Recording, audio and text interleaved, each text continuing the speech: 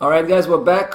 We are following up on our bearish position on the euro versus the Canadian.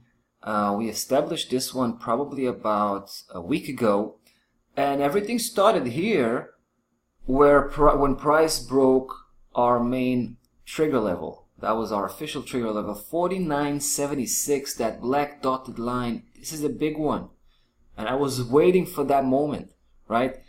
And when I saw price break that key level, that was last week, that's where we pulled the trigger and we started a fresh bearish position. Later on, price, well, basically yesterday, price kind of began to move away from that 149.76, and you can see that I entered another portion, so I increased the position on the downside. Now, I want to talk about the bigger picture. I think that's pretty important. We got that monthly chart here, and I want to show you, I want you to focus on two key levels. The first one is the one I've already presented, 49.76, right? The other one is 150.70. Let's zoom in a little bit here. So I'm talking about the blue setup, and I'm referring to the mid key level, 150.70, right? Now, I also want to remind you, we're looking at a huge setup coming from the monthly here, that black one, that strongly suggests that we should see price end at the lower section, because we just came from the very edge of the top key level on that setup.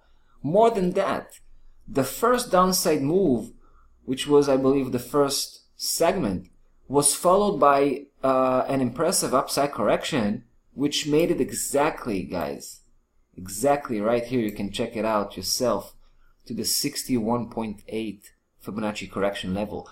So I think we're, that upside correction was over, and we're back on the downside. We should see the third segment here, right? The third, in this case, downside segment that could complete the move I was talking about here, from a long-term perspective, of course. But let me go back again to the same elements I was describing. First was the 150.70, so you can see what happened here just last month. Price closed right there below 50.70. I think that was an important event. But what was probably even more important was the behavior we see this month. Take a look. Price was already starting on the upside this month, trying to challenge that 50.70 here, but you can see that grand failure ending up with a spike there, and prices on the downside starting to break away. So that's a first, right? 50.70. Now, like I said at the beginning, 49.76, that's the big one actually. That's even bigger than a 50.70. And here we have a nice reaction coming from the weekly perspective. Take a look at that. Last week with the close here, that was our trigger, right? And this week starting strongly on the upside, but bouncing right back and basing itself below, pointing downwards. I think that says a lot. I haven't touched the stop loss level yet, but that's gonna be the next step. I'm probably going to adjust stop loss level by 50 pip to 151.20. Still gonna be behind that defense mechanism here, 50.70. We're going to use that as a defense element.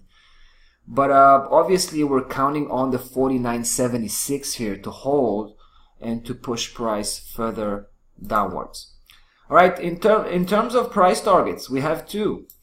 The first, 47.55, that's actually an obstacle. We're going to use that for partial execution probably.